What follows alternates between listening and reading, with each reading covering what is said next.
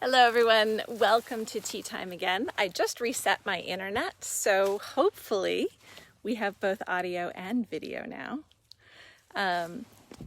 Today, if you saw any one of the first two tries for Facebook Live, I was introducing you to Candu. Candu, or her racing name, which is Canderosa, is staying with us for the next couple of months. She's my daughter's horse, and she is going to go to Florida with my daughter to study eventing. So I get to play with her a little bit while she's here at my house.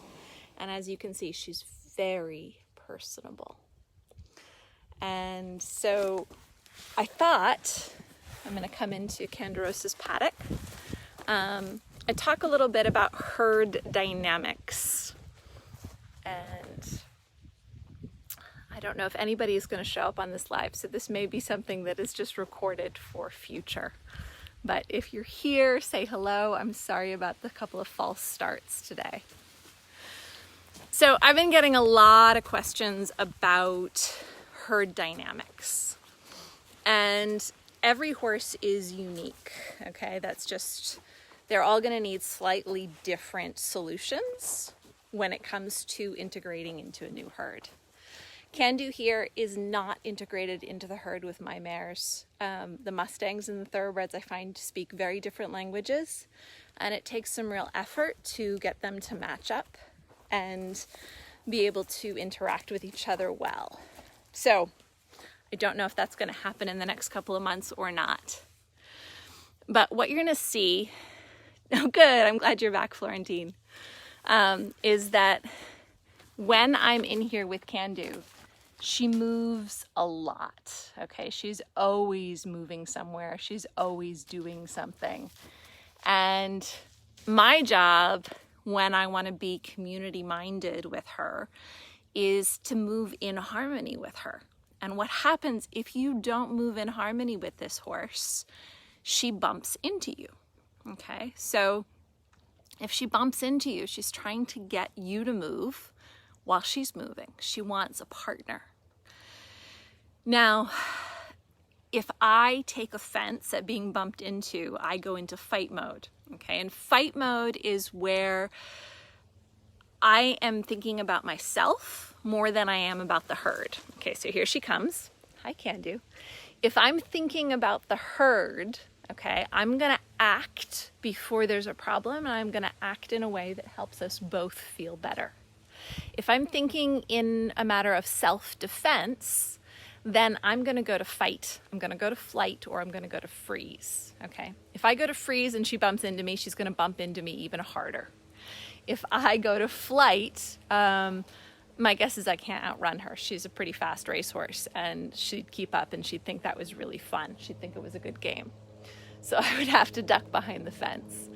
If I go to fight, my guess, again, she's bigger than I am, okay? I'm not going to win that fight. And this is the problem that happens when you introduce new horses together, is when they are stressed, they go to fight, flight, or freeze. And if horse partners go into fight, flight, or freeze, they're not going to get along. There's going to be an altercation, a difficulty between them. And this is what people email me about all the time, particularly recently. Now, if you guys are curious, I did just post a video this Friday on my Patreon group about herd dynamics and about this subject, and working through it with one of my geldings as I integrated him into a group of other geldings. It's a really common subject, but I thought I'd talk about it a little bit here in Tea Time. This little mare managed to jump through a narrow spot between two trees that we didn't think a horse could fit through. And she ended up in the pasture with my Mustang mares yesterday. Breeze, come here. Sorry, Breeze is barking in the yard. He's gonna come visit. Do you wanna say hi to everybody for tea time? Hey, Breeze. Hello. It's just me talking. So, I thought I wanted to talk about a little bit, this this problem. Every horse is unique. And, you know, this mare jumped through 2 narrow trees that we didn't think a horse could fit through. And she got in with my Mustangs and they were galloping madly around. And the problem I find with a lot of Mustangs is they take high offense at horses that go into flight. So when horses are in high flight and they're moving too much, I find the Mustangs really chase, they attack. And so it's a bad mix. You put a horse that's trying to run away in a small space with horses that are trying to attack because they're offended by that flight. You get wounds and difficulty. So lucky for me, I was here when it all happened. I ran to the top gate. I called my mares. My mares come when I call. They came running. I opened the gate. They came through the gate. I shut the gate behind them so that this one was stuck on the outside, and we were fine. No great damage done. But what do you do if you want to avoid those situations? You know, when I was younger, we had really big pastures, and in our really big pastures, we would just go ahead and turn horses out and let them run and work it out. And they had enough space that they did. And what we found happened is they would usually run or fight until they became more community minded. So that initial issue where they're really self-focused, where they're thinking, what do I need? What's my self-defense? Hi, Joanne. Thanks for joining us. So anytime a horse is thinking, you know, what's my self-defense, they're going to act in fight, flight, or freeze. And if the new horses you've put them in with are in an uncomplimentary manner of self-defense, you're going to have conflicts. So what do we do about this? First of all, you try and have the stress level as low as possible before you put new horses together. Second of all, you try and set up situations where they will mirror and match each other in safe situations. So the best way I have found to do this is actually in the horse trailer. If you put horses in a horse trailer and you take them for a long trip, what will happen is every time you turn that horse trailer to the left or the right or slow down or speed up, the 2 horses in the horse trailer will have to do exactly the same thing as each other. And in doing mirroring actions, they become very community minded. So if you haul 2 horses in a horse trailer together for long enough, when you get them out of the horse trailer, what happens is they've spent so much time doing the same thing as the other horse that they agree and they do things to help each other, and they're not in self-defense when you put them together in a paddock or a pasture. Now, another way to do it is to trail ride them together. You know, go out over lots of terrain and ride them, or even ride them in an arena where you do drill patterns and you stop at the same time and you go at the same time and you turn at the same time. When horses have a lot of matching actions, there's no conflict to work out. Conflict comes when horses get in a self-defense mode. And the self-defense comes in fight, flight, or freeze. And if that fight, flight, or freeze is happening for all the horses in the herd or the new horses that are together, you're going to have conflict until somebody in the herd rises above that and starts to act in a community-minded manner, which is going to be yielding, playing, or thinking.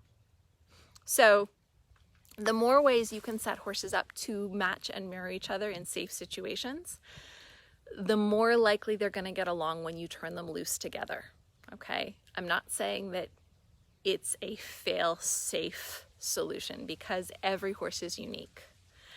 And what I find is that if their stress goes up, they are going to behave with fight, flight, or freeze. And you hope somebody in the herd is more community-minded than that. And I'm feeling really lucky. Candu's really sleepy here, so she's not actually pushing me around as much as I thought she was going to. And this is actually a really good example of what I'm talking about. Her stress is low enough that She is in what I call a really good type of freeze, okay? She's sleeping, okay? I mean, she's not particularly community minded, but this is a type of self-interest that isn't bothering me at all. So I don't have to do anything about this other than just hang out with her. So Can-Do is sleeping, and I'm talking about herd dynamics, and it's incredibly simple and incredibly complex at the same time. You know, with herd dynamics, it is just about stress in the group. When you introduce new horses, there's going to be some stress. And hopefully someone in the group has a low enough stress level they can act in think, yield, and play in a way that helps bring the other horse's stress level down as well. I don't know if you guys saw my announcement picture today was with Ocasio and Ari and Atlas. They're down in our summer pastures, and there's not enough internet there for me to do Facebook Live. So I'm up here with the mares. But I wanted to share that with you because that's a picture of my two stallions in the pasture together. And more of the time, there's no fighting. And that's really big and really exciting because my rescue stallion has very poor social skills. And when he has poor social skills, my stallion from the wild, Ari, gets very, very stressed. It's very stressful for him when the other stallion doesn't socially interact well. And so the two of them fight quite badly. But what's neat about that picture, if you guys go look at it, is Ocasio, my Mustang gelding, has learned how to put himself in the middle. So he puts himself between the two stallions over and over again. And what he's doing is he's being community minded. He is acting in a playful way, interested, curious, engaged. And when he puts himself between the two stallions, they calm down, okay? And so if you have one horse that's particularly community minded and is willing to do the thing that brings everybody else's stress down, it's for the benefit of the whole herd. And I'm really getting that with my two stallions and Ocasio, my Mustang gelding. So that's really exciting for me. You know, with my mares, you know, my Mustang mares are out in the woods back there somewhere. And this is my daughter's thoroughbred mare. And they're living side by side. They're not living together. Whether we get them to a point where they're matching and mirroring each other enough that it feels safe to put them in the same space, time will tell. I don't know if we have that much time. I don't know if we're going to put in enough effort to put them in situations where they can match and mirror. But, you know, if you guys have horses and you're introducing them to new herds, there's some thoughts for you. It's about stress levels. And, you know, some horses will certainly go and fight it out. They'll do a couple of kicks and a couple of bites, and that fight, because they're both engaged in fight, it's compatible. And at some point in that fight, one of the horses will yield. And what I mean by that is they'll step away without running away. And when you get two horses that are in fight and they have a fight and then one of them yields and makes space to the other without running away, usually that's the end of the conflict. And if that works out, that's great. Minimal damage. Unfortunately, if it goes from fight to flight and back to fight again, it's a conflict that can go on really long and make everyone very uncomfortable. So if you're putting horses together, think about ways you can set them up to match and mirror each other beforehand. Think about ways you can help their stress be low enough that they're community-minded, not self-defensive. And if they are self-defensive, try and find a horse that is enough community-minded who will help them bring their stress down.